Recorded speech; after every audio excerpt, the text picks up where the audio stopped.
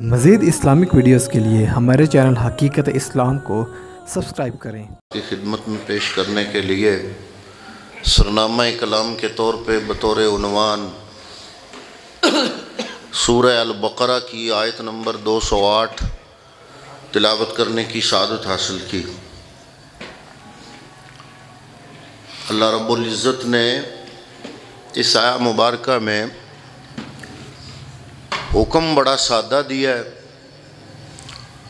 لیکن دیا دو ٹوک ہے۔ جتنا سادہ ہے اتنا ہی وسیع ہے،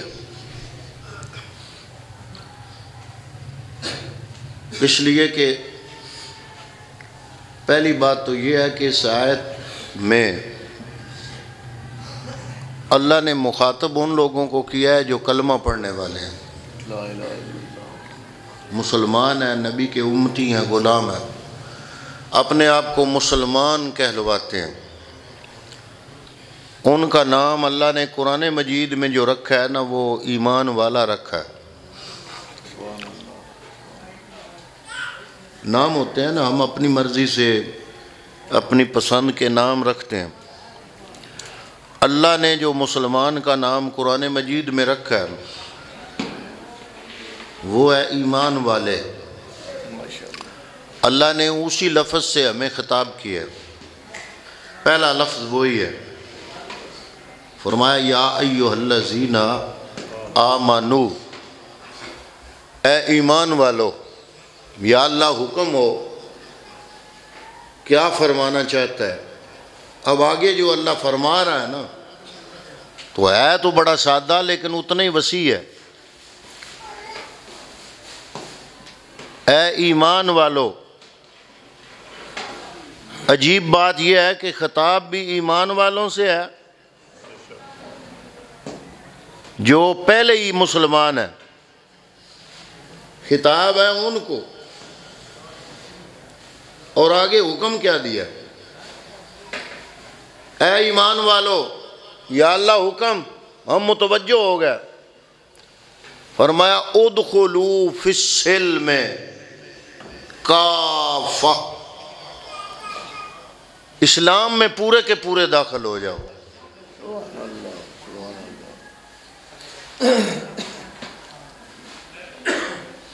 اب حکم سادہ ہے، لیکن آپ لوگوں میں سے ہر بندہ بتا سکتا ہے کہ اسلام کیا ہے جس میں ہم نے داخل ہونا ہے، وہ ہے کیا؟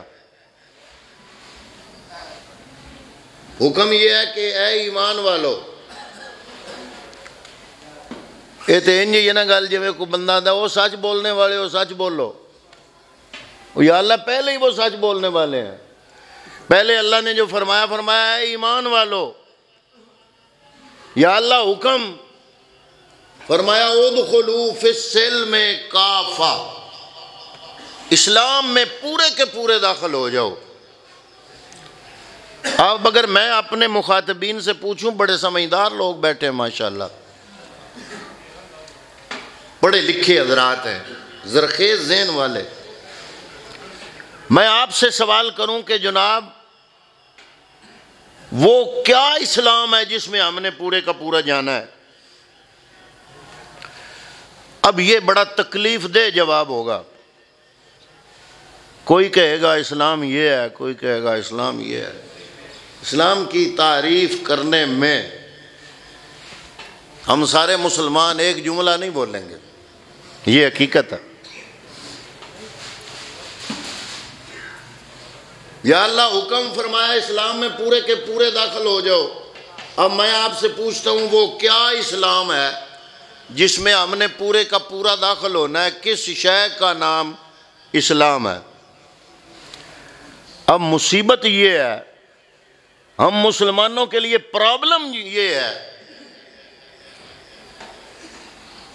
کہ ہم میں سے ہر بندے نے اسلام کی جزیات میں سے کسی ایک جزی کو لیا اور اس کو پورا اسلام سمجھنا شروع کر دیا۔ آپ میری بات تک تقریباً جو سمجھدار لوگ ہیں وہ پہنچ رہے ہیں۔ پہلی بات اللہ کا جو آرڈر ہے کہ اے ایمان والو، یا اللہ حکم ہم متوجہ فرمائے، اسلام میں پورے کے پورے داخل ہو جاؤ۔ اب میرا سوال آپ سے ہے کہ جس اسلام میں ہم نے پورے کا پورا داخل ہونا ہے وہ آپ کے نزدیک کیا ہے؟ اب اس کا جواب بڑا تکلیف دہ ہے کہ ہم مسلمانوں نے اپنے دین کو سمجھا نہیں۔ اسلام کی ڈھیر ساری جزیات ہیں، کسی نے کوئی جزی کو لیا اور اسلام سمجھا، کسی نے کسی جزی کو لے لیا اور پورے کا پورا اسلام سمجھا۔ یا الہ العالمین، پہلے تو ہمیں یہ بتایا جائے کہ کس کو اسلام کہتے ہیں جس میں ہم نے پورے کا پورا داخل ہو جانا ہے؟ کس چیز کا نام اسلام ہے؟ اب ہم میں سے کچھ لوگ یہ سمجھتے ہیں کہ صرف نماز پڑھنے کا نام اسلام ہے، کچھ سمجھتے ہیں داڑھی رکھ کے دستار باندھنے کا نام اسلام ہے، کچھ یہ سمجھتے ہیں کہ میرا ذاتی عمل کچھ بھی ہو، عبادات میں کامل ہونے کا نام اسلام ہے۔ لیکن میں ہاتھ جوڑ کے عرض کروں گا، میں نے جتنی چیزیں گنوائی ہیں وہ ساری کی ساری اسلام میں داخل ضرور ہیں، لیکن سارے کا سارا اسلام نہیں ہے۔ نماز سارا اسلام نہیں ہے، داڑھی سارا اسلام نہیں ہے، دستار سارا اسلام نہیں ہے۔ پھر سمجھنا پڑے گا کہ کس چیز کو اسلام کہتے ہیں۔ تو حضرات محترم، اسلام 4 چیزوں کے مجموعے کا نام ہے۔ ان میں سے پہلے نمبر پر جو چیز آتی ہے وہ ہے عقائد۔ پہلے نمبر پہ اسلام کے اندر عقائد آتے ہیں، دوسرے نمبر پہ اسلام کے اندر عبادات آتی ہیں، تیسرے نمبر پہ اسلام کے اندر معاملات آتے ہیں، اور چوتھے نمبر پہ اسلام کے اندر اخلاقیات آتے ہیں۔ اب حضرات محترم، ان میں درجہ بدرجہ فرق بھی ہے، جس طرح کہ ایک حدیث پاک ہے، ام المومنین سیدہ عائشہ صدیقہ رضی اللہ تعالیٰ عنہ آپ روایت فرماتی ہیں، کملی والے نے ارشاد فرمایا، الدوابین ثلاثۃ، قیامت کے دن دیوان 3 قسم کے ہوں گے۔ دیوان کا مطلب رجسٹر، نامہ اعمال۔ ام المومنین فرماتی ہیں حضور نبی کریم نے فرمایا کہ دیوان قیامت کے دن 3 قسم کے ہوں گے۔ پہلی قسم فرمایا، دیوان لا یغفر اللہ الاشراک باللہ۔ پہلے قسم کا جو دیوان ہوگا، جو رجسٹر ہوگا، جو نامہ اعمال ہوگا، ام المومنین فرماتی ہیں حضور نبی کریم نے فرمایا کہ یہ پہلی قسم کا جو رجسٹر ہے یہ بخشا نہیں جائے گا۔ کیوں نہیں بخشا جائے گا؟ یہ کیا چیز ہوگی؟ فرمایا یہ ہوگا الاشراک باللہ، اللہ کے ساتھ کچھ ہستیوں یا چیزوں کو شریک کرنا، اللہ کے ساتھ شرک کرنا۔ کیونکہ اللہ نے قرآن مجید میں فرما دیا کہ ان اللہ لا یغفر ان یشرک بہ ویغفر ما دون ذالک لمن یشاء۔ اللہ رب العالمین قرآن مجید میں فرما رہا ہے کہ اللہ تعالیٰ ایک شرک کی بخشش نہیں کرے گا، شرک کے علاوہ رب جس کی چاہے گا بخشش فرما دے گا۔ پتہ چلا جو سب سے سخت شے ہے بندے کو جہنم میں لے جانے والی، وہ کیا ہے؟ شرک۔ سارے بولیے وہ کیا ہے؟ شرک ہے۔ لیکن جتنی سخت چیز ہے اور جتنا سخت آرڈر ہے اس کے بارے میں، افسوس ہم مسلمان اتنا زیادہ ہی اس میں شامل ہیں۔ ہم یہ سمجھتے ہیں کہ شرک کرنا اہل سنت کی پہچان ہے۔ استغفر اللہ۔ اللہ کی ذات اور صفات میں کسی ہستی کو شامل کرنے کو الاشراک باللہ کہا جاتا ہے۔ تو فرماتے ہیں تین قسم کے، حضور کی حدیث پاک، تین قسم کے دیوان ہوں گے۔ ان میں جو پہلی قسم ہے دیوان کی، وہ بخشی نہیں جائے گی، اور وہ کیا ہے؟ الاشراک باللہ، اللہ کی ذات کے ساتھ شریک کرنا۔ مثلا میں اللہ کی عبادت کرتا ہوں، اللہ کے علاوہ کسی اور کی عبادت کرنا شروع کر دوں، کسی جانور کی، کسی انسان کی، اس کو خدا کا درجہ دینا شروع کر دوں۔ ہم اہل سنت اور مزارات کو ماننے والے، اولیاء کو ماننے والے، لیکن وہاں جا کے ہم بے احتیاطی کرنا شروع کر دیں، بجائے ان کے لیے اللہ کی بارگاہ میں دعا کرنے کے، یا اپنے لیے ان کو بطور وسیلہ بنا کر رب کی بارگاہ میں دعا کرنے کے، ہم ان سے ہی مانگنا شروع کر دیں یا عبادت کرنا شروع کر دیں۔ میں الحمدللہ اہل سنت والجماعت بریلوی ہوں۔ میرے امام جن کی وجہ سے مجھ کو لوگ بریلوی کہتے ہیں، ان کا نام ہے امام احمد رضا خان بریلوی رحمۃ اللہ تعالیٰ علیہ۔ آپ سے کسی نے پوچھا کہ مزار پہ حاضری کا طریقہ کیا ہے؟ اب جن کی وجہ سے لوگ ہمیں بریلوی کہتے ہیں، اس امام کا فتویٰ ہے۔ انہوں نے فرمایا مزارات پہ جاؤ ضرور، جا کے السلام علیکم یا اہل القبور کہو، اللہ کی بارگاہ میں دعا کرو، یا اللہ ان کے درجے بلند کرو، اور یا اللہ میری دعا تیری بارگاہ میں ہے، ان کے وسیلے سے مانگتا ہوں۔ لیکن کسی بھی قبر کے آگے سجدہ نہ کرو۔ سجدہ کرنا تو دور کی بات ہے۔ امام احمد رضا خان بریلوی رحمۃ اللہ تعالیٰ علیہ فرماتے ہیں کہ جو رکوع کے برابر جھک گیا نا، اس نے بھی شرک کیا، وہ بھی حرام ہے۔ ایک تو یہ ہے کہ کوئی بھی مزار ہے، امام احمد رضا خان بریلوی کا قول ہے کہ 5 ہاتھ کے فاصلے پہ کھڑے ہو۔ ہم کیا کرتے ہیں؟ کسی بھی اہل سنت کے، اللہ کے ولی کے مزار پہ جا کے دیکھ لو ہمارے عوام الناس کی حرکتیں، اور اگر کوئی اعتراض کرے تو ہم کہتے ہیں تم تو ہو ہی وابی۔ اور کچھ خود بھی اپنی اداؤں پہ ذرا غور کرو۔ ہم اگر عرض کریں گے تو شکایت ہوگی۔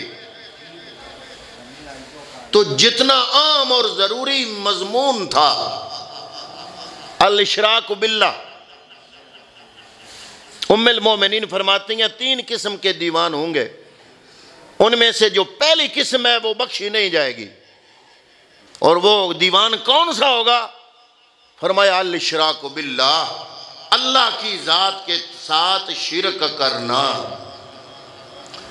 اب اس کا یہ مطلب نہ سمجھنا کہ میرے کہنے کا مطلب یہ ہے کہ اللہ کے ولیوں کے مزارات پر نہ جاؤ، نہ میرے چان، ضرور جاؤ، اللہ کے نیک بندوں کے مزارات پہ جاؤ، لیکن جانے کا انداز اور طریقہ وہ اپناؤ جو اولیاء کاملین نے ہمیں ارشاد فرمایا ہے۔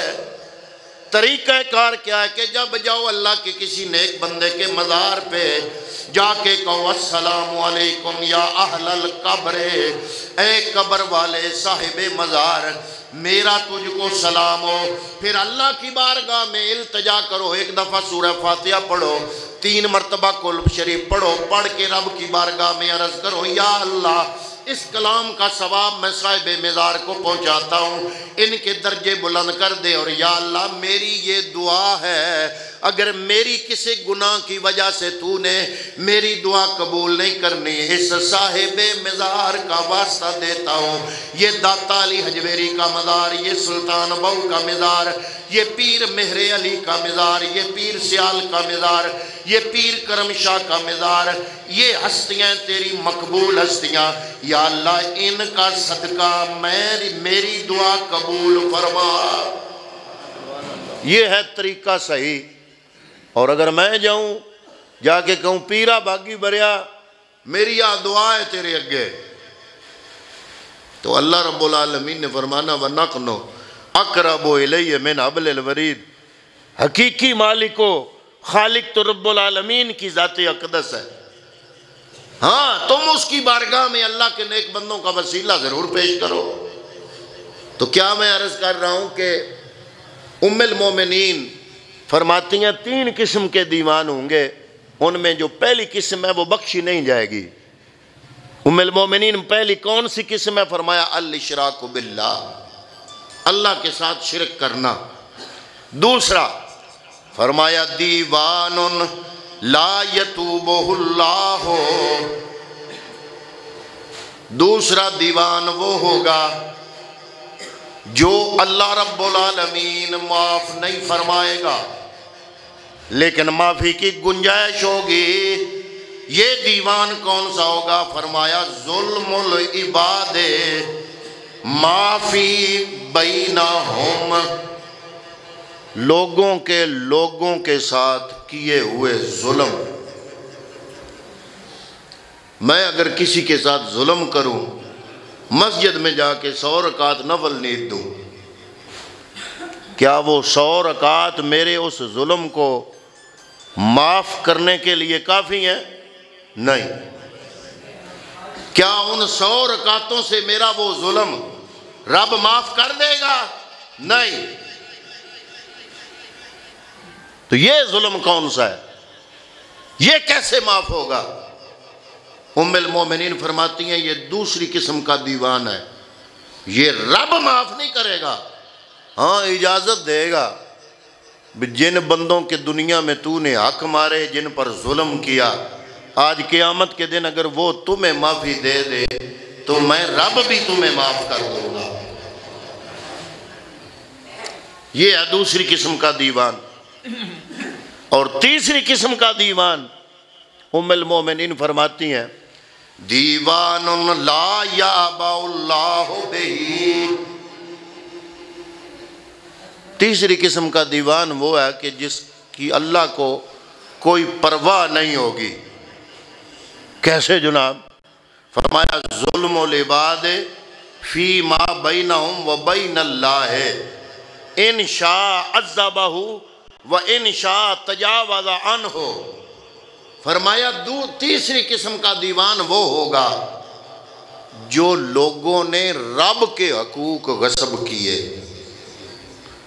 اللہ رب العالمین چاہے تو معاف فرما دے، چاہے تو عذاب دے دے۔ تو پہلی بات وہی جو میں عرض کر رہا ہوں کہ اسلام میں پورے کے پورے داخل ہو جاؤ، آپ سارے حضرات مل کے مجھے بتاؤ کہ وہ کون سی شے ہے جس کا نام اسلام ہے، جس میں ہم نے پورے کا پورا داخل ہونا ہے۔ کیا صرف عقائد کا نام اسلام ہے؟ کیا صرف عبادات کا نام اسلام ہے؟ کیا صرف معاملات کا نام اسلام ہے؟ نہیں، 4 چیزوں کے مجموعے کو اسلام کہتے ہیں۔ اور وہ 4 چیزیں کون سی ہیں؟ پہلے نمبر پہ عقائد۔ اور عقائد آپ اگر غور کریں کہ عقائد رب کون سے مانگ رہا ہے، چھوٹے ہوتے مولوی صاحب امام مسجد نے آپ کا کوئی بھی جو تھا، یا آپ کا چھوٹے ہوتے کا عربی کا استاد، اس نے آپ کو چھوٹے ہوتے ایمان کی صفت یاد کرائی تھی، وہ عقیدہ ہے، اس پہ عقائد۔ اور وہ کیا ہے؟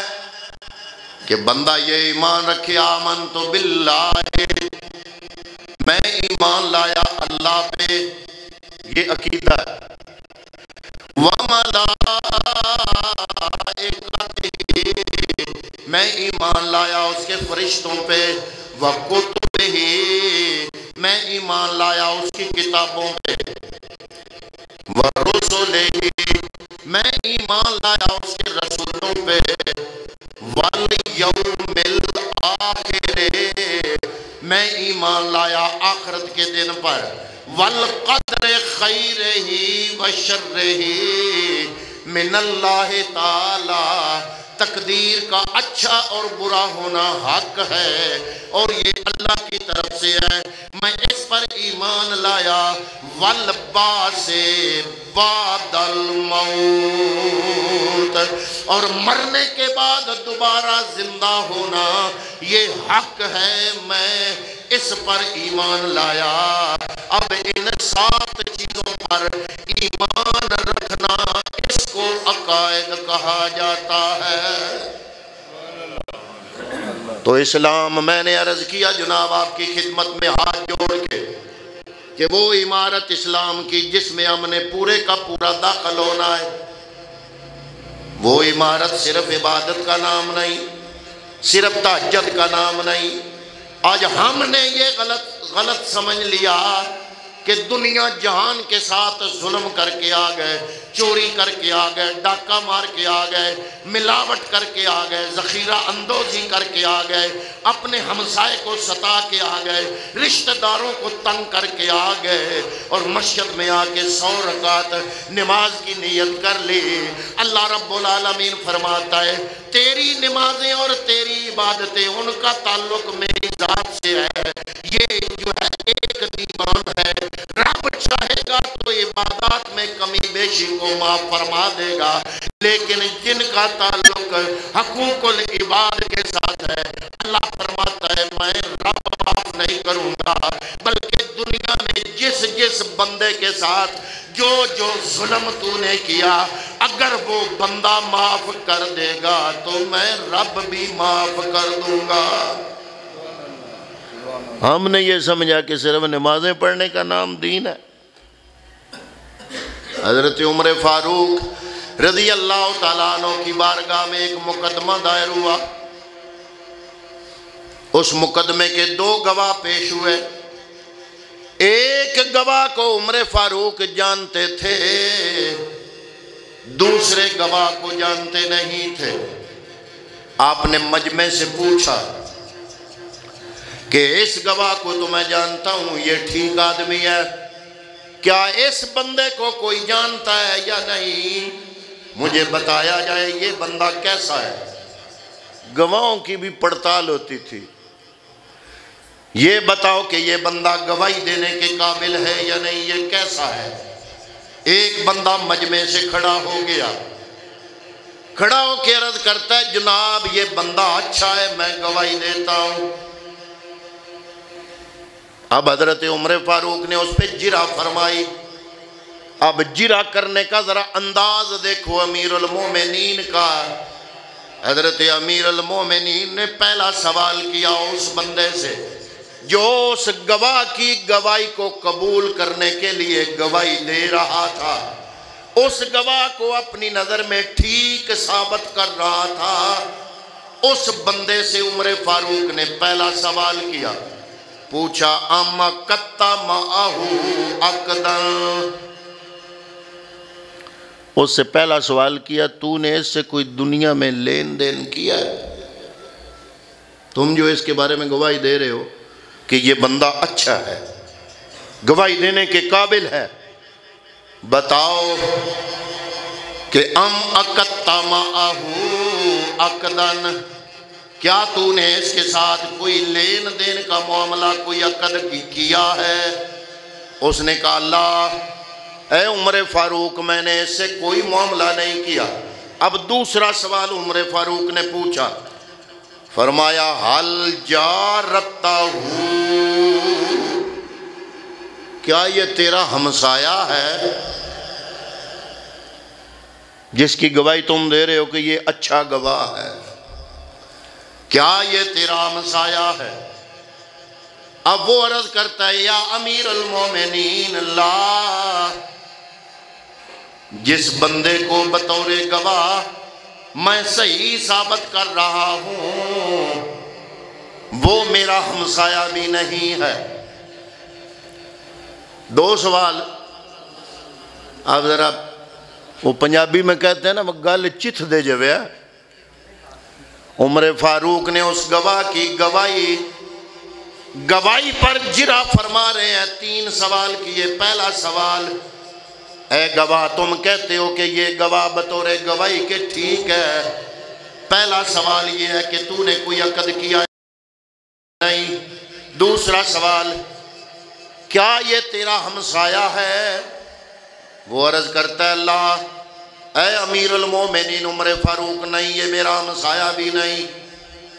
آپ نے فرمایا پھر تم کہہ رہے ہو کہ یہ گواہ اچھا گواہ ہے۔ پھر تیسرا سوال رہ جاتا ہے، ام صحبتا معہو فی السفر،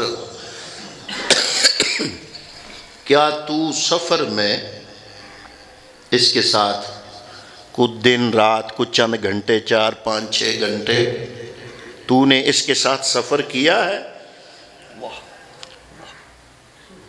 اب اندازہ لگاؤ، یہ تھا اصل اسلام۔ عمر فاروق نے یہ نہیں پوچھا کہ تو نے اس کو تہجد پڑھتے دیکھا ہے، تو نے اس کو روزے رکھتے دیکھا ہے، تو نے اس کو حج پہ جاتے دیکھا ہے۔ عمر فاروق اس بندے سے یہ پوچھ رہے ہیں کہ 2 گواہ تھے اس مقدمے کے، ایک تو میں جانتا ہوں، اس ایک کو میں نہیں جانتا، کوئی ہے تم میں سے اس کو جاننے والا؟ جو بندہ کھڑا ہوا وہ کہتا ہے کہ جناب یہ بندہ گواہ کے طور پر ٹھیک ہے۔ اب عمر فاروق نے اس سے یہ نہیں پوچھا کہ نماز پڑھتے دیکھا ہے اس کو، تہجد پڑھتے دیکھا ہے اس کو، حج یا عمرے پہ جاتے دیکھا ہے اس کو۔ ہم نے تو فیس بک پہ یہی اکاؤنٹیبلٹی بنائی ہوئی ہے نا اپنے مسلم ہونے کی، اسلام مسلمان ہونے کی، کہ وہاں پہ بھی روضہ رسول کی طرف پشت کر کے موبائل سامنے کر کے سیلفیاں لے رہے ہوتے ہیں، اور یہ بھی نہیں دیکھ رہے ہوتے کہ سیلفی تو آ رہی ہے، لیکن جس ہستی کی بارگاہ میں حاضری دینے کے لیے آیا ہوں اس ہستی کو تو میں نے پشت کی ہوئی ہے۔ ایک بخار چڑھا ہوا ہے ہم پہ شومنٹ کا، سوشل میڈیا پہ شومنٹ ہے اپنے دین کی، اپنے ایمان کی۔ ارے یہ جو دائیں بائیں آپ کے مووی بنانے والے ہیں نا، اللہ کی قسم نہ ان کو نیند آتی ہے نہ اونگ آتی ہے، نہ یہ تھکتے ہیں، نہ ان کے کیمرے کی بیٹری ختم ہوتی ہے۔ تم ساری زندگی کہتے رہتے ہو یہ میری پرائیویسی، میری پرائیویسی۔ یہ تیری پرائیویسی کا جنازہ نکلے گا جب قیامت کے دن یہ 2 کیمرہ مین تیری زندگی کا ایک ایک سیکنڈ جو ریکارڈ کر رہے ہیں جب منظر عام پہ چلا دیں گے، اس وقت پتہ چلے گا کوئی کتنا اسلام میں ہے۔ آج ہم سوشل میڈیا پہ اپنے آپ کو بڑا مسلم ثابت کرنے کے لیے بڑا کچھ کرتے ہیں۔ عمر فاروق نے 3 ہی سوال کیے۔ پہلا سوال، کیا تو نے اس کے ساتھ کوئی لین دین کیا؟ اس نے کہا نہیں۔ کیا یہ تیرا ہمسایہ ہے؟ اس نے کہا نہیں۔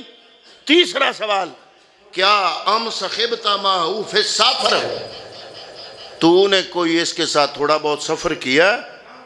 اس نے کہا نہیں، سفر بھی نہیں کیا۔ اب اگلا جملہ سنو امیر المومنین فاروق اعظم کا۔ آپ نے فرمایا فلا اللہ کا رائتہ خارجن عن المسجد بعد الصلاۃ۔ عمر فاروق کہتے ہیں پھر شاید تو نے نماز پڑھنے کے بعد اس کو مسجد سے نکلتے ہوئے دیکھ لیا ہوگا۔ وہ بندہ کہتا ہے جناب جی ایسا ہی ہے۔ عمر فاروق نے فرمایا یہ ایمان کی نشانی نہیں ہے۔ اب میں نے جو پہلا جملہ بولا، صرف عبادات کا نام اسلام نہیں ہے، صرف عقائد کا نام اسلام نہیں ہے، بلکہ چیزوں کے مجموعے کا نام اسلام ہے۔ اس میں عقائد بھی آتے ہیں، اس میں عبادات بھی آتی ہیں۔ عبادت کا تعلق بندے کا اور خدا کا ہے۔ اللہ کے حقوق اگر کم بھی ہوئے، اللہ کرم نوازی پہ کرنے پہ آئے گا تو اپنے حقوق معاف فرما دے گا۔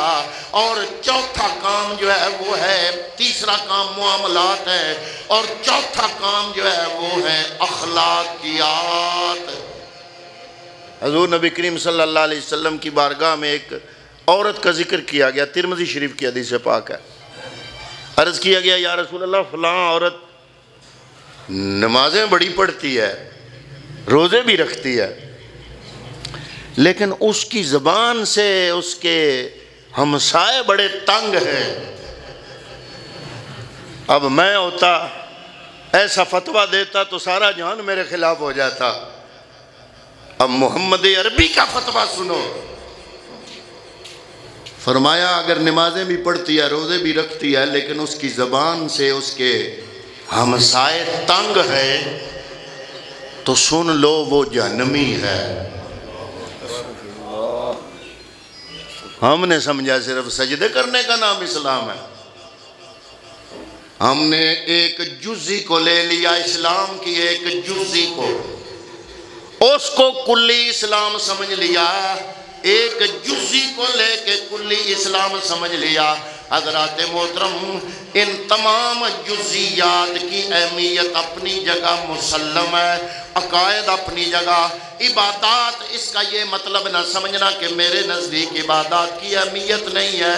عبادت کرنے سے بندہ مسلمان ضرور ہوتا ہے، اسلام کے راہ پہ چلتا ہے، مستقل مزاجی آتی ہے اور اس کو پہچان ہوتی ہے رب العالمین کی ذات کی، اللہ کا قرب ملتا ہے، لیکن یہ منزل نہیں ہے۔ نماز پڑھنے کے بعد پھر اس کو اپنے معاملات کی طرف بھی توجہ کرنی پڑتی ہے، اور اپنے تمام معاملات کے اندر کوشش کرے کہ جس بندے کا بھی اس کے ساتھ تعلق ہو وہ کسی کا حق نہ مارے، بلکہ ہر بندے کے ماتھے پہ اس بندے کی وجہ سے شکن نہ آئے بلکہ مسکراہٹ آ جائے۔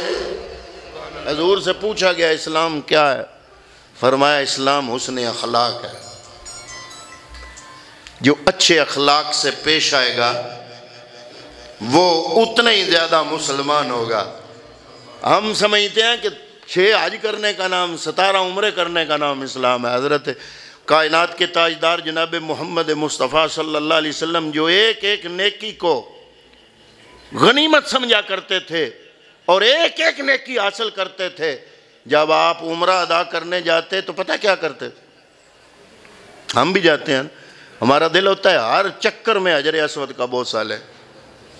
نبیوں کے امام، کائنات کے تاجدار جب عمرہ کرنے جاتے تو 7 چکروں میں ایک بوسہ لیتے، حالانکہ اس زمانے میں رش بھی اتنا نہیں ہوتا تھا۔ صحابہ نے پوچھا یا رسول اللہ، آپ فرماتی ہیں کہ یہ جنتی پتھر ہے اور اس کا بوسہ لینے سے یہ قیامت کے دن سفارش کرے گا، بندہ جنت میں چلا جائے گا، آپ تو ایک لیتے ہو۔ آپ نے فرمایا ایک طرف اس کے بوسہ لینے کا ثواب ہے اور دوسری طرف بندوں کے حقوق ہیں۔ جو ایک بوسہ مجھ پر واجب ہے وہ تو میں لے لیتا ہوں، اور باقی نفلی بوسے اس لیے چھوڑتا ہوں کہ اس وقت جس وقت میں بوسہ لے رہا ہوں گا میں کسی مسلمان کا حق تو نہیں مار رہا کہ عین اس وقت کوئی اور مسلمان اس کو موقع دیا جاتا کہ وہ بوسہ لے اس حجر اسود کا، لہذا کسی مسلمان کا حق مار کر اگر میں مستحب عبادت بھی کروں تو وہ مستحب عبادت رب کی بارگاہ میں قبول نہیں ہوگی۔ ہم نے کیا اسلام سمجھا؟ ہم ساری زندگی سے اپنے آپ کو مسلمان کہتے چلے آ رہے ہیں، لیکن ہم اسلام نہیں سمجھے، اپنے دین کو ہم سمجھ نہیں سکے۔ اگر ہم اپنے دین کو سمجھتے، ہماری فوتگیاں، ہمارا سوگ اسلام کے مطابق ہوتا، ہماری خوشیاں اسلام کے مطابق ہوتی، ہماری شادیاں دوسرے لوگوں کے گھروں میں ماتم کرنے کا سبب نہ بن جاتی۔ اسلام نے ہمیں سکھایا کہ سوگ کے وقت کس طرح حدود و قیود میں رہنا ہے اور شادی کے وقت کس طرح حدود و قیود میں رہنا ہے. تو یہ اس کا خمیازہ ہمارا معاشرہ کب سے بھگت رہا ہے، لیکن پتہ نہیں کب ہمیں ہوش آئے گی. دنیا کی تہذیبیں اور ثقافتیں کہاں سے کہاں تک پہنچ گئیں. ابھی تک ہم یہ تعین نہیں کر سکے کہ شادیاں کیسے کرنی ہے. ہماری صرف ایک ٹھان کے شوق نے گھروں کو برباد کر دیا. کتنے نوجوان قبرستان کا رخ کر گئے اور ہم اپنے آپ کو مسلمان کہتے ہیں. جتنے تک ہم اپنا اٹھنا بیٹھنا اوڑھنا بچھونا اسلام کے مطابق نہیں کریں گے. اسلام صرف داڑھی کا نام نہیں ہے، اسلام صرف سجدے کرنے کا نام نہیں ہے. اللہ فرما رہا ہے یا ایھا الذین آمنوا ادخلوا فی السلم کافہ. اے ایمان والو اسلام کے اندر پورے کے پورے داخل ہو جاؤ. اب ہر بندہ میرے سمیت سوچے کہ وہ کتنا اسلام میں داخل ہے. میں خود کو اس معاشرے کا حصہ سمجھتا ہوں. میں بھی اتنا ہی قصوروار ہوں، ہر بندہ اتنا ہی قصوروار ہے.